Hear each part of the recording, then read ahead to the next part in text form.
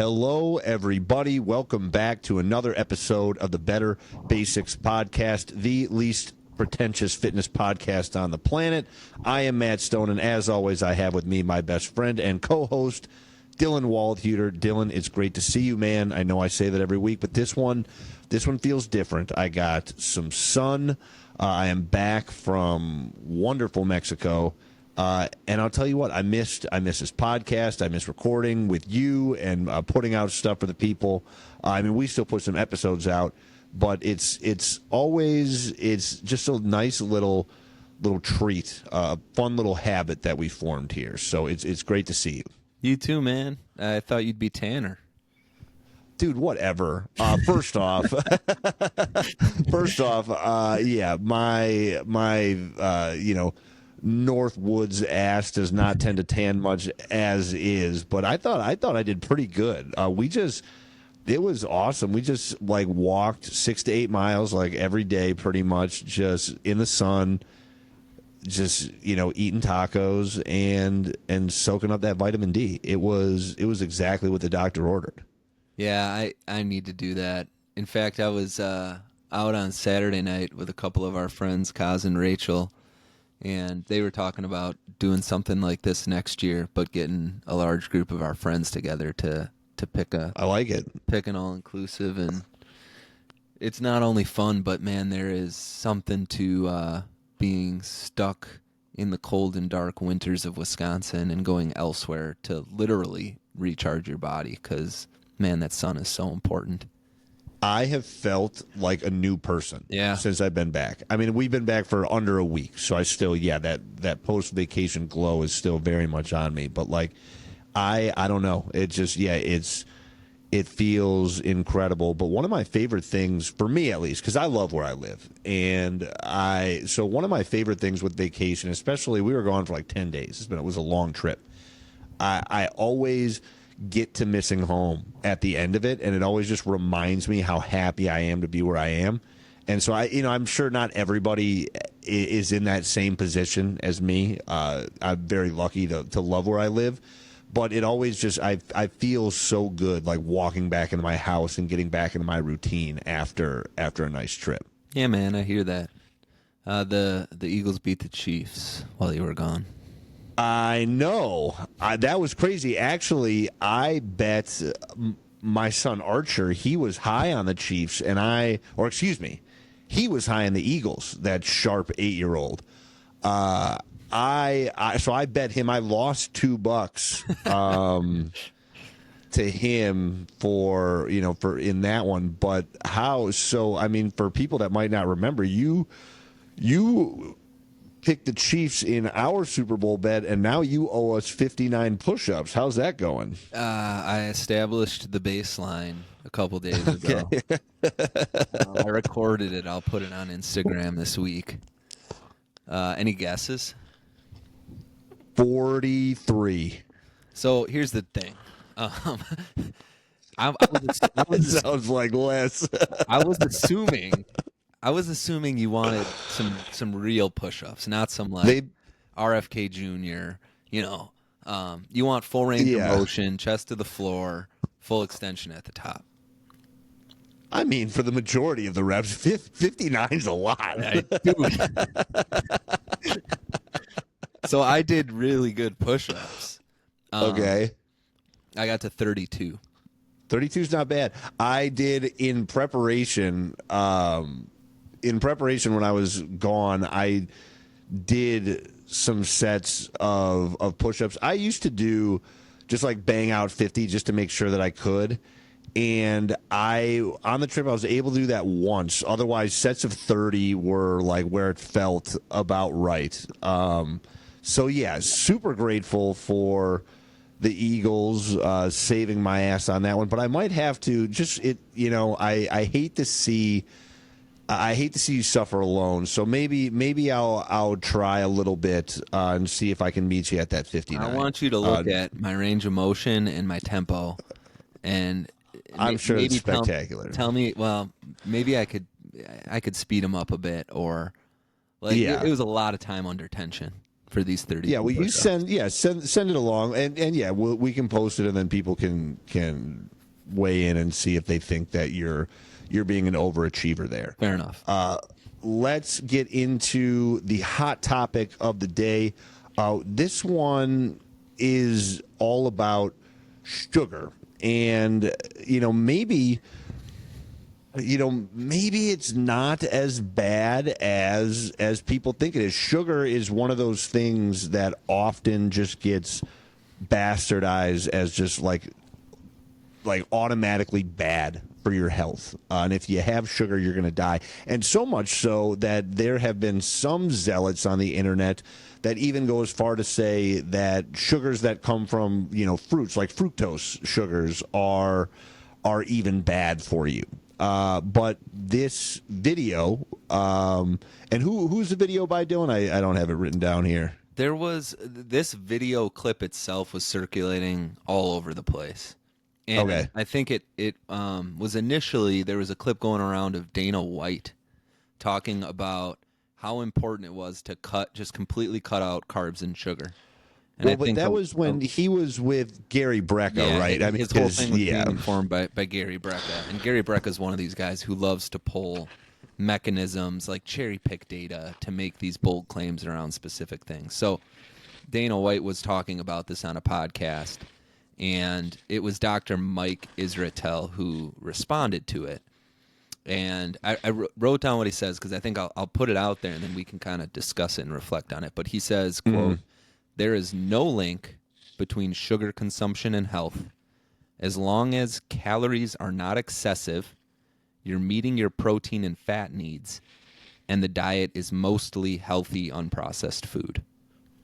Yeah, and that really just feels so right. Yeah. And it's just one of those things that it's so funny that, because, and it sucks. It sucks because on the internet nowadays, you have to be polarizing to really get a hold of this massive audience. And so people are, like you said, kind of like cherry picking statistics and looking at mechanisms instead of the full action to make these assumptions. And but at the end of the day, like what it seems like more often than not is what feels right tends to be right more often than not. And yes, sugar, when it is in excess, is going to be bad.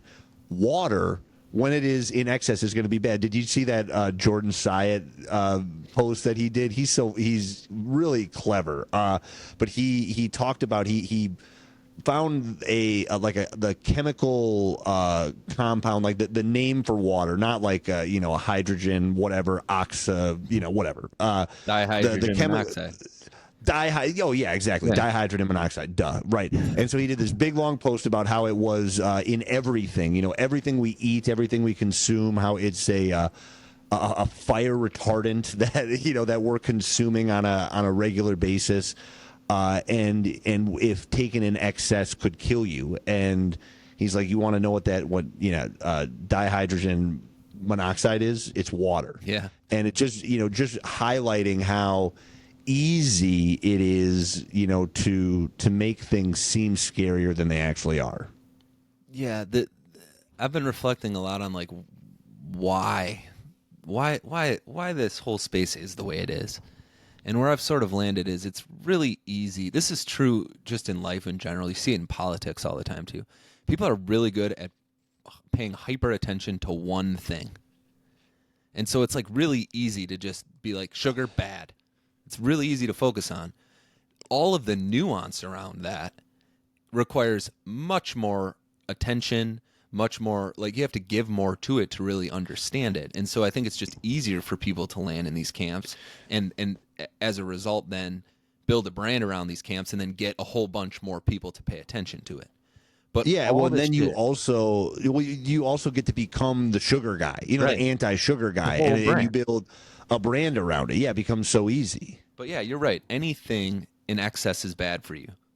But what is especially true through all of these different health studies is that excess calories are for sure bad for you. So there are some studies around sugar. There's a number of them that show that sugar's bad for you. The more sugar you eat, the higher your risk of disease. But the problem with all of these is they don't control for calories. So therefore, in these studies, those that are eating more sugar are consuming more calories, and therefore they're gaining weight or they're overweight. And so it's the weight gain and the overweightness that's leading to the negative health outcomes. It's not the sugar itself. There was one video I sent you. It was Dr. Ids. He's a relatively polarizing guy on social media, but he's a nutrition scientist, and he's really deep into the studies themselves. And he references this study from 1997 where they took two groups of women, and they had both groups consume 1,100 calories each. So they're equating for calories. One group had 118 grams of pure table sugar every day for 6 weeks. So 43% of their total energy intake was sugar, table sugar. The other group had 11 grams. Only 4% of their total energy intake was sugar. And interestingly, both of these groups had almost identical positive health results. They improved their body weight, their blood pressure, their body fat, their blood lipids, all because they were in a calorie deficit. So to Dr. Mike Israel's point, if the calories are equated and you're eating relatively healthy around the sugar you're consuming, sugar itself is not bad for you. And that's the nuance in this. What the problem with sugar is it's not like it needs to be feared or eliminated, but when you're eating a bunch of sugar, high sugar foods are highly palatable. They're typically ultra processed type foods, which you're more likely to overconsume. And so it's then the excess calories that you're consuming and the lack of nutrients that you're consuming because you don't have room in your diet to be eating other things that are good for you that ultimately lead to these health problems. So sugar on its own, not bad. Too much sugar, probably bad because you're overeating and you're not eating the other nutrients that are important. Yeah, exactly. I mean, and so I guess the common sense thing that we can say here is, like you said, sugar not inherently bad, and sugars that come from real whole foods. Like when we think about the sugar that you're getting from your strawberries, like don't be afraid of it. Nobody's getting fat overeating strawberries, dude. Exactly. And if you are, please give us a call because you're a fascinating person, because that is it would be so hard to overeat if if your sugar was just coming from whole foods. And so that's the hard line that a lot of people like to draw, not because it is, true one way or the other, or it's true that sugar is bad, but because if they can make that association, then it becomes easier to cut it out. Yeah. And the problem with that is that it leads to a negative self-talk and negative labeling around types of food. And we know that if you are making a choice to consume food, whatever that is, or, drinking a soda because you like it. If every time that you take a sip of that sugary soda, if you go, this is bad for me, you are going to have negative effects because of that. The stress that is causing is going to have negative effects on your body. Where if you just understand that sugary beverage is delicious, the purpose that it's serving right now is for enjoyment and maybe for a little pick-me-up because you've had a long day, or you are about to work out or just worked out. It's just making sure that we're not creating these negative talks and labels for food and beverage, because they all serve a purpose, even the ones that might not be nutritious for us. Yeah, it reminds me of a quote I heard on a podcast recently with Dr. Sarah Berry, a nutrition scientist. She said, "If food is too healthy to be enjoyed, it's not healthy at all." I like that. And I was like, that is a bar, Sarah Berry.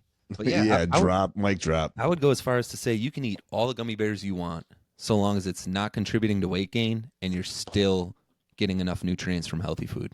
Like the gummy bears themselves aren't bad for you so long as they're not causing you to gain weight and they're not causing you to be too full to eat the things that are actually healthy.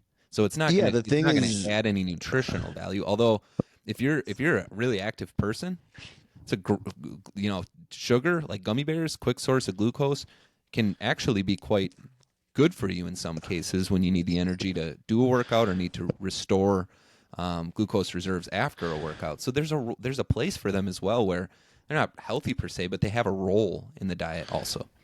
Yeah, I got a video sent to me about this this runner. He's a marathon runner, might even do like ultra marathon type stuff, but a distance runner who was breaking down the nutritional components of Nerds gummy clusters versus he's an Iron Man guy. Yeah, I saw that. You saw it? Yeah. And he versus the goo packs that he spends 3 times the money on, and found that the most efficient source of energy when he's doing his long runs are actually Nerds gummy clusters. Yeah, they were how badass is that? All goo is sodium and sugar, and they were identical. So he's saving. Yeah. He went into his pantry and he had just bags of the single serving things in Nerd clusters. I was like, yeah, man. I mean, hey, if that's not motivation to do your steady state cardio, I don't know. I don't know what is. That's awesome. All right, let's move on to the main course. And no, you skipped worth it, dude. We've got a good one, dude. Yeah. Oh my gosh. This is what happens when you take a vacation, folks. I'm sorry. You're off your game, but no, you're right. So the worth it that we have today is from the exercise library. Viral exercise edition. Worth it viral exercise edition. This is one that I found. What did you? Were you just taking acid and mushrooms and fry your brain? No, man, not at all. It's like riding a bike, and sometimes you forget. You just got to remember how. All right, this one is an exercise that came across my feed, and Dylan, I did some research, because when I see these exercises, I always want to find, why, where they come from. I could not find any other, version of this exercise anywhere else on the internet. So this might be the only video of it existing. It's called the PilerDriver Handstand Push-Up. And it's a partner exercise. So basically, what's happening here in this video looks like they're in some sort of CrossFit competition, some fitness competition, partner fitness competition, and one of the ladies in the video does a handstand so that her back is against her partner and her feet are up by her shoulders. Dylan is, if you're watching the video, Dylan is showing it right now. So she does a handstand so that her feet are over the shoulders of her partner, and then her partner is doing squats while she is doing a handstand push-up. So my first thought, trying to just give credit to the exercise, my first thought was, well, maybe it's a clever way to regress handstand push-ups, but it didn't really seem like that was the focus. It just seemed like they were in some sort of terrible workout of the day, and that was what they were just trying to get through. The only why in this, the only reason why you would do this is if you really wanted to get a sniff of the crotch of the person you're working out with. You better hope that the heights match up. If you wanted to regress the handstand push-up, you could stand an arm's length away, hold them by the ankles, and give them some support while they what are we doing here? This is wild to me. There are way too many people in this gym too for that. There are spectators. This might be some sex shit, dude. there might be something more to this that we're not. Did you see some of the comments were like, I've paid subscription services for less. Oh my gosh. Now, Dylan, the problem is that we have not tried this exercise. Jesus, dude. At least I haven't. So we're going to give it a preliminary not worth it. But the next time we're together, we have to try it just to see. Yeah, that's fair. Just to see maybe there's something that we're missing here. It's like Kaz said about Taco Bell breakfast. Yeah. Have you tried it? If you haven't tried it, then don't speak. Nope. That's right. So we're gonna give it a preliminary not worth it, but the next time that we're together, we're in the same room, we'll make a video for the people. If you're the guy flipping upside down, I'm gonna make sure you shower minutes before and wear 3 or 4 pairs of underwear. This is where the height difference is going to be a problem. I should. Maybe. Well, yeah. This is more. Yeah. All right. Now we can move on to the main course. This is a topic that we were kicking around some thoughts, and one thing that I was really thinking about recently was that like couch to 5K concept, where basically, we're at the point in winter where we're only a couple weeks away from March. And I don't know about you, but the second that it's March 1st, you turn the calendar, there's some green on the calendar, you see St. Patty's Day, and you start thinking spring immediately. And a lot of people use that, that spring is coming, summer's coming. This is the time when I really got to get my act together. And a lot of people have spent the winter, since the holidays, maybe even longer, not even like being lazy, just being busy. You have kids, or you have a job that you're passionate about, or 2 jobs, or whatever the case is, a new puppy that you're really into, but like life's gotten in the way, and you need to figure out something to do to get back on track. And that's where I really love, I actually like for a fun run that we do up here in Door County every spring, I was asked to write like a couch to 5K program where it was basically like took, like 3 weeks to where you just slowly build up a little bit more running, week after week, so that by the time the 3 weeks is up, you're able to, you should reasonably be able to run a 5K. And so we were thinking, let's take that concept, but make it, for more than just runners, because obviously you and I, we can run, but I wouldn't describe either of us as runners. No, I'm with you there. Yeah, and I can't tell you how many friends we have that have reached out 5-6 times over the last 1 to 2 years.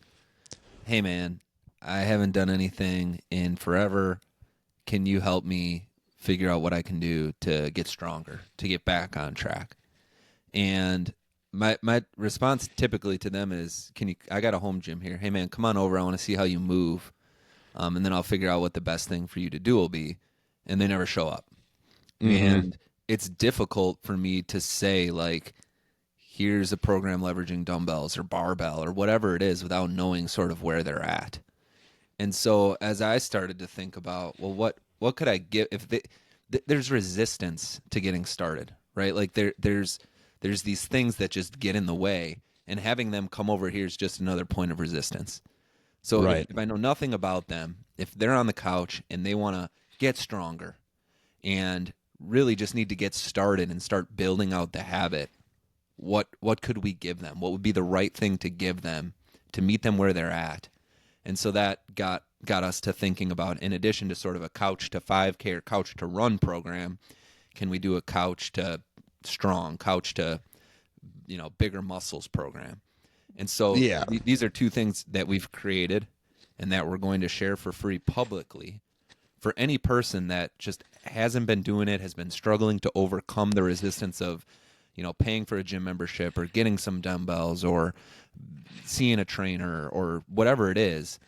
This is stuff you can do from your couch in an hour a week to get back on track, to get into better cardiovascular health, to start running better, and or to get stronger.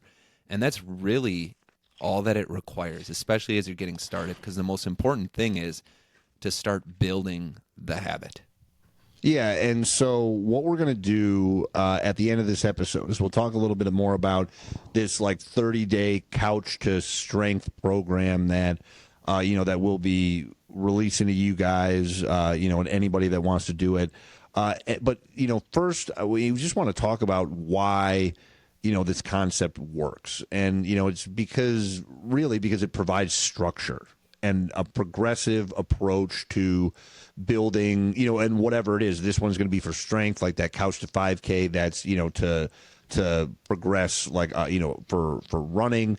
But the thing is that a lot of people tend to just struggle with the getting started because they either, they don't know what to do, or like you said, there's just too many barriers. But one thing that I see often is people just a lot of times just try to do too much. And, that is the one that always actually, I was getting coffee this weekend, and the barista, we small town, we know each other. He said, you're going to hate this as a trainer, but, I've been getting into running. And I was like, oh no, I'm like, that sounds awesome. He goes, yeah, but all I've done is every day since the new year, I've ran a 5K. And I was like, well, wait, what part of this am I going to hate? And he's like, well, the fact that that's all I'm doing. And I was like, dude, that's fucking awesome. Like, yeah. What are you talking about? That's incredible. The fact that somebody could even, think that is not enough. And of course, enough for what? You got to have, and that's the big thing is, when you are setting goals, you got to have a goal in mind. But if the goal is just to start feeling better, to get in better shape, doing something will always trump doing nothing. And so, yeah, it doesn't matter what, at this point, you just got to get started, and then you can figure out how to add to it. And also, you have, ideally you have some people in your corner, like Dylan and I here, who can help you make that more efficient. Not only get started, but maintain some consistency, build the habit. Right. What that barista did is badass, because not only did he start, but we're 6 weeks into the year now. If exactly he's been running a 5K every day for 6 weeks, he's built the habit. He's now got a foundation, and what he's doing is working. So if he wanted to tweak that a bit, if he wanted to implement some strength, like you said, somebody like you or I would be a great resource for figuring out how to do that. But it could be walking a mile a day. If you can do that for 6 weeks and you weren't doing anything before, that's fantastic. So I'm totally with you. What most people do is they find this moment of motivation, whether it's the New Year's resolution or, we're getting closer to spring and you're going to be in shorts and a T-shirt more frequently, and they just dive headfirst into some crazy shit, some program, some diet, whatever it is, and one of two things happens. Either it's far more than they need, so it's not effective anyways, because it really doesn't take that much, especially when you're first getting started, or they do it for a while, but it's so much and it's not feasible for who they are as a person or what their life, what they can give to fitness as it relates to the bigger picture of their life, and so therefore they quit. And so what we want to figure out is, what is the foundation, what is the baseline, what can we get started with to get started, to build the habit and consistency that sets the stage for a sustainable fitness journey, sustainable health, sustainable strength, sustainable running over the long term. Yeah, because what we're trying to do is we're trying to climb the pyramid where too often people are just running in circles. So they have these times, like you said, of high motivation where maybe they're able to lock in for 1 month, 2 months, 3 months, whatever the case may be. They lock in for that certain amount of time. Maybe they found a new program, that their favorite fitness influencer was selling, or maybe a friend of theirs is starting something. They hop on the bandwagon there. But then when that program ends or when they get burnt out because of it, they haven't really learned anything about sustainable practices. So they revert back to their old ways. They end up, losing all the progress that they made, sometimes even backsliding even further, as we know that tends to happen a lot of times when people are trying to make, like weight-related changes. And they end up just like running around on this wheel until that next wave of motivation comes and the cycle repeats itself. What we're trying to do is implement habits that even on like your worst days, worst weeks, you're still able to do something to keep you moving forward, so that, in a year's time, you can look back and see how far you've come. In 2 years' time, you can look back and see how far you've come, instead of that, I always end up in the same place again. Yeah, if all of your obligations in life, all the things you have to do in the course of a given day, make up 100%, I think a lot of people will try to find like 20% of that pie to give to fitness when they're first getting started. But their life, there's not that much available. And so they do 20% for 3 months, realize it's impeding on, there's not enough room for it, and so they end up quitting. When in reality, if they just found 1% and did that 1% for the rest of their life, it would have significant health impacts, positive health impacts. So like, yeah, but it's the 1%, just 1% every day instead of 100% or some larger effort for this short period of time. That's just too much that ultimately you can't stick to. Yeah, and what I've noticed with a lot of people who, because when we get to talk to people and they start to implement some of the stuff that we talk to them about, a lot of it is like, shouldn't I be doing more? Or like, what if I want to do more? And like, I love it when like people come back ready for more. But, it's always at the beginning, like figure out like what is the minimum that you need to be doing to make a meaningful change. And whatever that level is, all you need to do is just get into that threshold, that minimum threshold of meaningful change.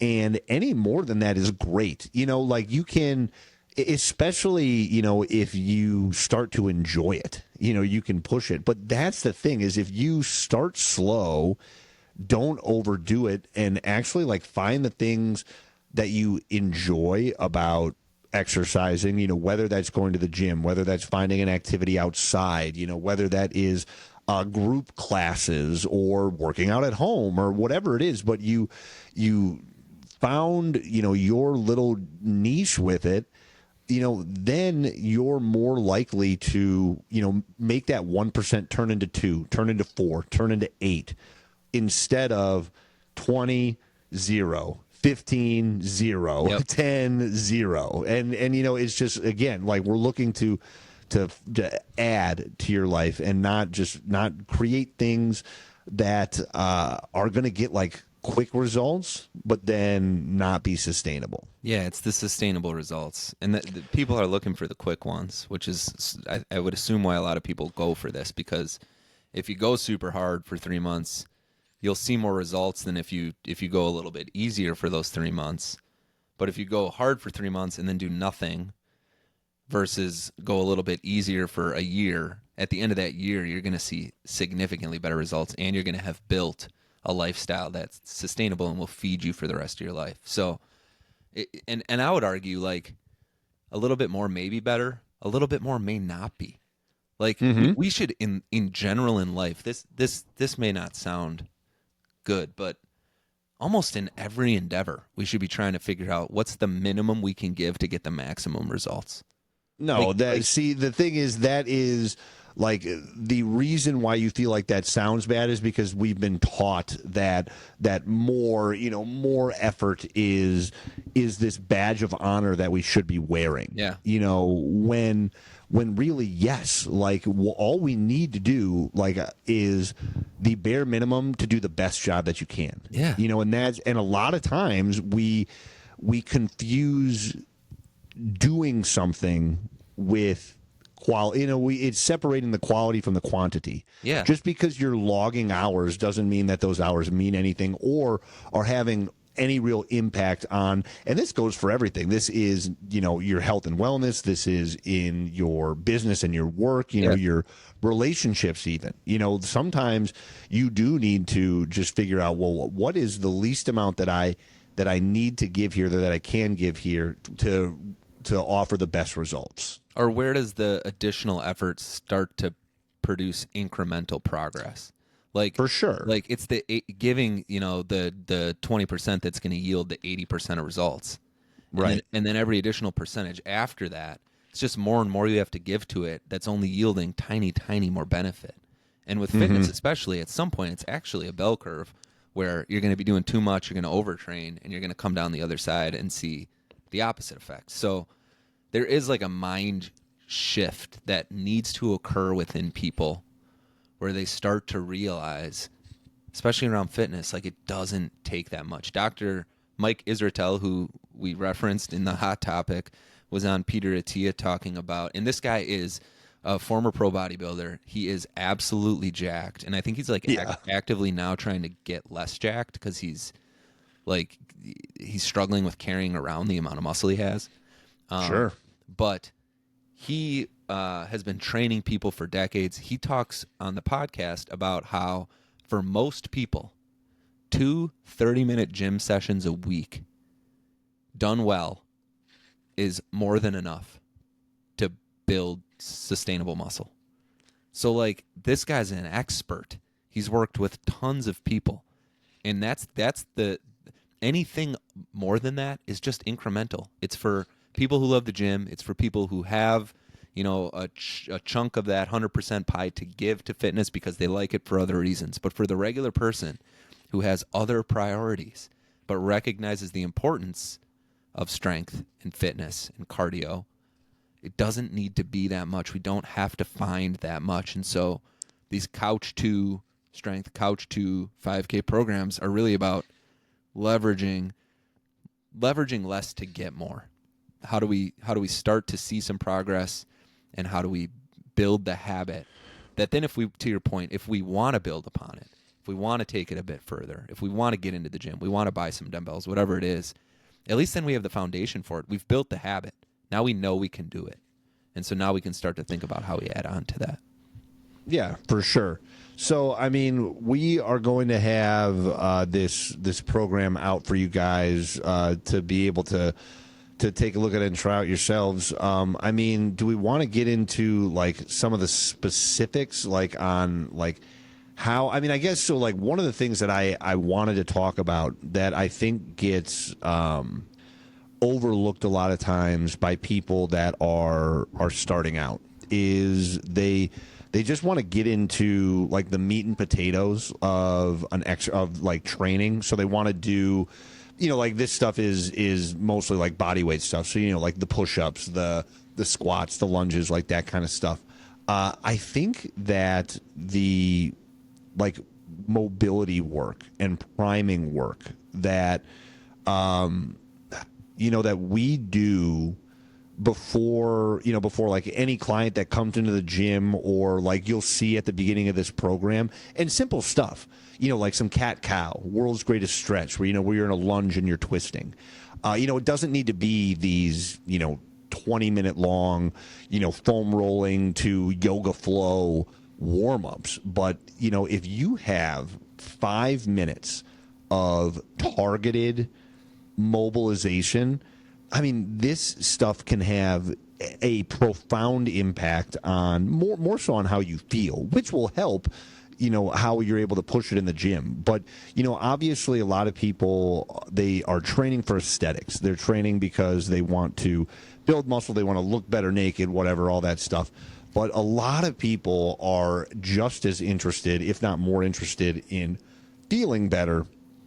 And I can't tell you just what some added, dynamic mobility, simple stuff, just making that a regular practice can do, for just how somebody goes who does none of that stuff to implementing just like a few minutes of this stuff on a weekly, daily, weekly basis, how huge that can feel for them. Yeah, and it's super complementary to the aesthetic. I mean, you've seen guys who have super arched, rolled forward shoulders, what their chest looks like when they build it if they don't address that shoulder issue ahead of time. So, it's a super important point. It doesn't take a ton of time. None of this will, right? Like we're talking an hour a week, 2 hours a week. Max. Yeah, right.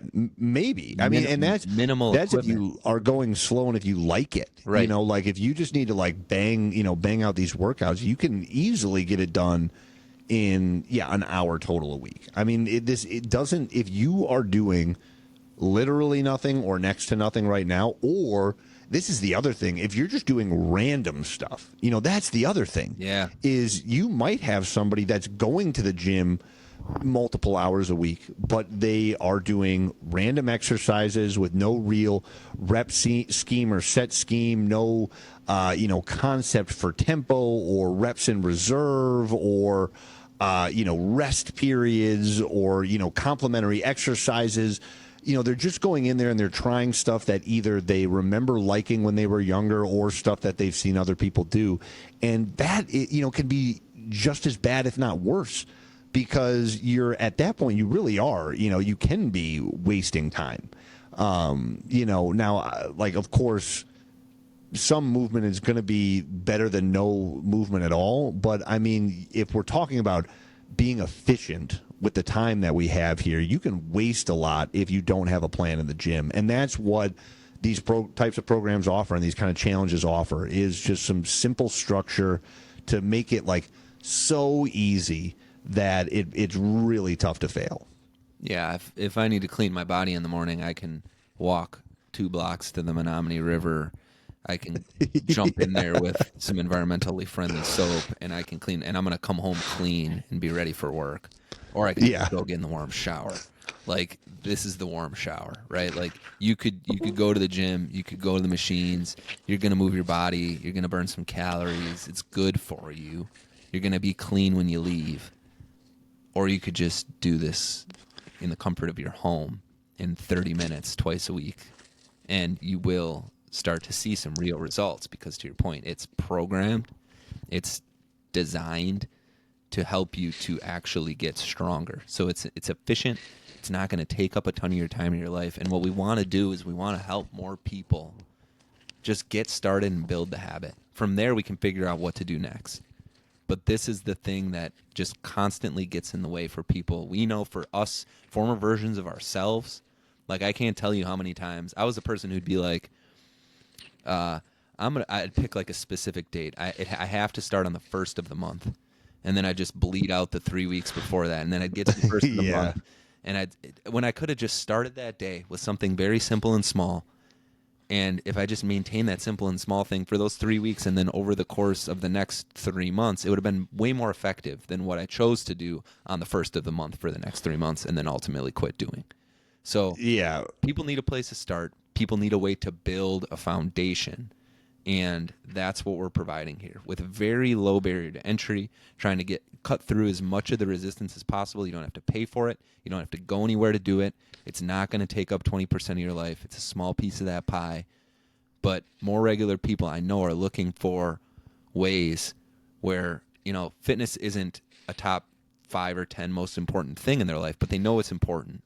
And so how do we fit that in? How do we give them something that they can leverage to start to get stronger, to get healthier? Yeah, exactly. And,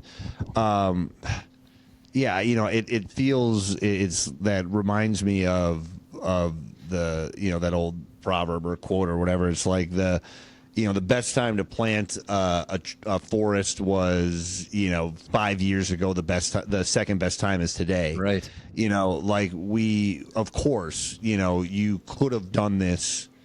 You could have done this months ago. You could have done this years ago. But let's not use that as an excuse to be intimidated. I remember one of my first days working in the gym. A woman walked in to talk to the other trainer that was there, and she was just they were shooting the breeze, whatever, and the trainer asked, oh, well, when are you going to come back? She must have been a client at some point, and the woman looked at her and said, oh, I am way too out of shape to start training with you right now. I need to get back in shape before I can start training with you again. And it was like just absolutely wild because, what does that even mean? Right. Where are you going to start? You're in the place that's going to help you get to where you want to be. But, people are really good at finding excuses and justifying them in their heads. So, that's what we're trying to do here is just eliminate as many of those excuses that we can. And another thing that I do like about this, something that we, we're kind of like workshopping with it, is providing people with just like not just the couple workouts a week, but also just like a daily goal that is, and I love this idea, and we had talked about a couple different things, and you ultimately came up with this one where the one thing that we have for anybody that's going to take this challenge is every single day, first thing in the morning, go and get yourself a glass of water. How friggin' simple is that? If you can't do that, then you've got you really have to do some evaluating as to how bad do you want to make. If you can't, if we told you that all you got to do is drink a glass of water in the morning and your life's going to be better and you can't even do that, then you got to reevaluate some things. But I love that we are just providing that little win first thing in the morning, because what that does is just reframes the rest of the morning and hopefully the rest of the day to get you thinking about other positive things that you can do for yourself. And, whether that is, you love your sip and be still, having your cup of coffee without any distractions. That is a huge win. Waiting to open up your phone and check those emails, or, go on social media and start letting those outside stressors in. That can help. And it can be as simple as, having that glass of water first thing in the morning, just to get your mind right and starting to think about the good habits that you can stack throughout the rest of the day. Yeah, if the first thing you do every day is make a healthy decision, that will cascade. Like when you're building better habits, it's critically important that you believe that you are the type of person that's capable of that sort of a lifestyle as well. So if your self-talk is, I'm fat, I'm out of shape, I'm unhealthy, and you're simultaneously trying to build better, healthier habits, it's rarely going to stick. So this is like a small little thing you can do where the first thing you're doing is you're making a healthy choice. You're waking up, instead of going through your phone, you're going to the sink, you're having a glass of water, and the first thing you've done that day is make a healthy decision. So now when you get to work, maybe you take the stairs. When you're thinking about what to do for lunch, maybe you walk to get, a salad instead of DoorDash Jimmy John's, or whatever it is. These decisions we make can start to build upon each other and start to inform a healthier overall lifestyle. So as we're trying to build this habit of getting stronger or running more, by giving ourselves these little tiny wins early in the morning, it starts to just set our mind frame up around the type of person that we want to become as it relates to our fitness. So I think it's a really cool, simple. Like simple is so important in all this way to just start doing a little bit better. Basic, better basics. That's right. It's almost as if that's what we were trying to do here. So, I mean, we haven't figured out exactly at the time of taping here how we're going to release this to you people yet. But if you follow us on Instagram, Better Basics Podcast on Instagram, or either Dylan or I, we'll make sure that you're able to find it, and we're going to find a way to get it up on the website too. That might take a little bit longer, but we'll figure it out. We'll make sure that you guys can find all that stuff. And yeah, I think if you're it's perfect for anybody that isn't doing much now or wants to find some sort of kick in the butt to get them going in the right direction as spring starts to get closer and closer. Yeah, if you're listening to this and you're saying to yourself, I want to lose 50 pounds and be jacked by June, this is not for you. But if you're the person who wants to look a little better, feel a little bit better about yourself by June, and then feel even better and look a little better next June and the June after that and the June after that, we're talking to the people that want to choose something that's sustainable. The guy who's listening to this that's going to lose a bunch of weight and get ripped by June is going to be fat by October, because that's what we know from the studies. People, losing weight isn't that hard. It's keeping it off that's really, really, really difficult. 6 out of 7 people in their life are able to lose a significant amount of weight. But within 1 year, 70% put all of it back on. Within 2 years, 85%. And within 3 years, 95%. Mm-hmm. So there's only 5% of people that ever lose weight that actually keep the weight off. So this is that sustainable foundation, something that is easy to do, that can get you going, that you can continue to do for the rest of your life to be a little bit healthier, or build upon if your goals get bigger. If you want to get a little even stronger, you want to get jacked, you want to lose a bunch of weight, you want to run a marathon, whatever it is, we got to get that foundation right first. We got to get started, and we got to do it consistently. Yep, well said. All right, let's get out of here. Before we do that, it is the question and answer. Dylan, you've got a question from the people. I do, yeah. So the question is, how do I program running and lifting at the same time? Yeah, that's a great question. And honestly, it is something that, over the last few years, I have gotten, refound the importance of running for me. And I understand, running is one of those things that can be a little polarizing, especially because a lot of people try it and hurt themselves because, like strength training exercises, running is a skill. The difference is that, before people go in the gym and start exercising, they generally look up how to do specific exercises. Nobody looks up how to run. They just think that they can do it.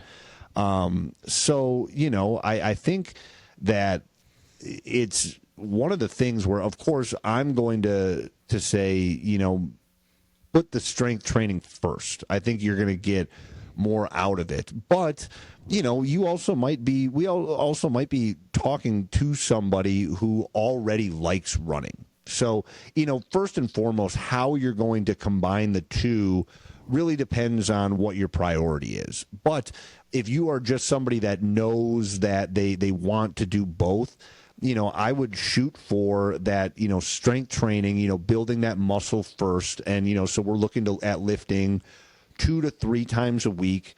And then running, really, the cool thing about it is if you do it intelligently and not just going balls to the walls and going overboard with it, you can run on off days. You can run on training days. Now, like, I would be smart about that. I would do my runs. If I was going to run on the same day that I was training, I would make sure to do my runs after I train. And I would make sure that those are my slower, more relaxed runs instead of like my tempo runs or something where I'm going to try and go a bit more upbeat. Those you're probably going to want fresh legs on, so you're going to want at least a full day of rest from strength training before you do those. Yeah, my response would be you can't be great at both at the same time.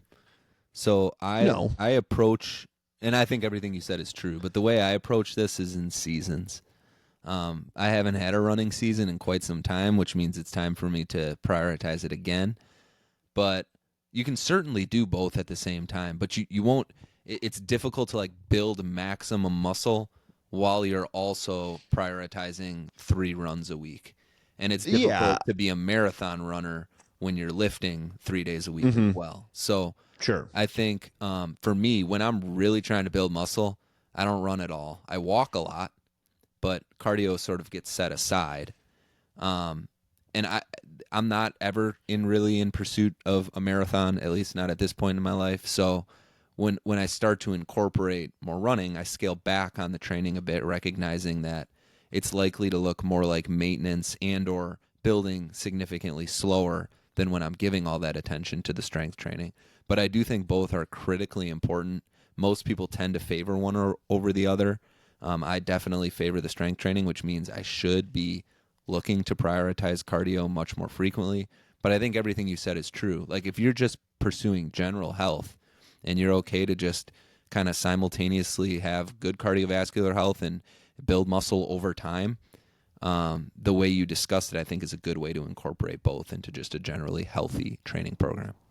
Well, and if you are somebody that is a runner, that likes to run, but are not somebody that's very comfortable in the gym or spends a lot of time strength training, everything that you think negatively about strength training and how it's going to impact your ability to run is wrong.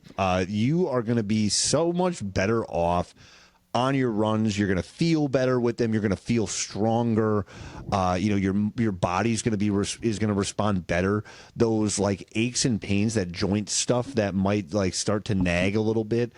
If you have a complementary strength training program to go along with your running program, it's going to help you immensely. It's going to be the thing that sets you apart from the other people in your run club. So, I think that's kind of looking at it from the other side of things. If you are really into running, do not sleep on strength training. Gosh, it's like so important. And also, just as far as like, you would think, from a runner's perspective, there'd be a lot of lower body stuff, but also just building and maintaining that muscle mass in the upper body as well, because we know that if you are, really into long distance cardio, running, that kind of stuff, your body is going to prioritize, where it's storing muscle.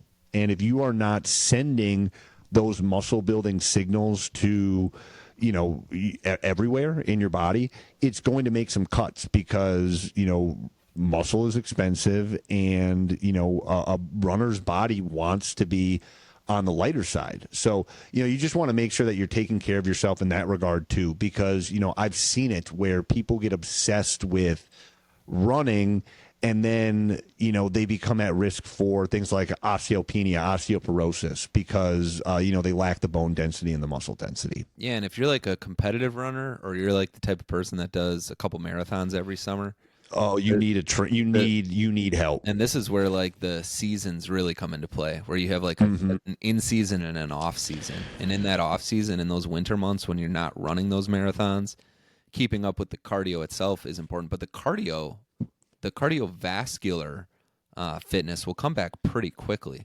So giving an off season to the running where you really prioritize the strength training specifically tailored to your in season running goals will have huge positive impacts on your success in those races. So yeah, really good point.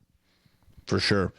All right, Dylan, let's bring it home with the greatest podcast segment known to man. It is the I Lift a Sad Song of the Week, brought to you by the I Lift a Sad Songs playlist season 1, which you can now find in its entirety on Spotify. Nicely done, Dylan. Yeah, we combed through the episodes. We made sure we had every song ever mentioned in there. It was fun because there was some hang-ups in early episodes where we hadn't even come up with the idea yet. And then early on, we were both picking one. Yes, but did we have any repeats along the way? Because that was one of the things. Never a repeat. We nailed it, dude. That's awesome. We'll see how long that lasts. But we're a couple songs into season 2, and we still don't have a repeat. So yeah, season 2 playlist is also live, but there's only 2 songs on it so far. Well, we're about to make it 3. Yes. Okay, and it's my song this week. Yeah. Is it yours? I don't know. I was ready to rock, but you can go. No, well, I want to make sure that is correct because I don't want. So we've got on here.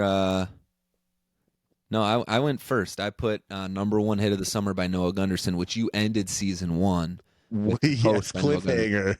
You contributed 3 Cheers for 5 Years from Punk Goes Acoustic. Oh yeah, 2, yeah, that's right. And I am going to throw on here this week "Sweetness" by Jimmy Eat World. Oh, great song! That's a great song. Yeah, I love that. That's such a good song. Yes. Hell yeah. Maybe you think Rustin's going to play that at at the Dirt Emo show? I lived 3 blocks from the Basement East. I didn't know it was at the Basement East. It's damn. The East, dude. I was just down the hill from it, and we saw many shows there. And this would just be like, Noah Gunderson played a residency at the Vinyl Tap, which was like a mile from our house. And Rustin showed up and played some songs with him one of the nights there. And now Rustin's doing 2 nights Dirt Emo sets with special guests at the Beast. Wow. I don't miss Nashville, but right now I'm like, damn, I kind of wish I still lived in Nashville. I wish you lived in Nashville too. It'd be a reason to go down and see that show. All right, everybody. Great to be back. We love this so much. Thanks so much. We'll see you next time.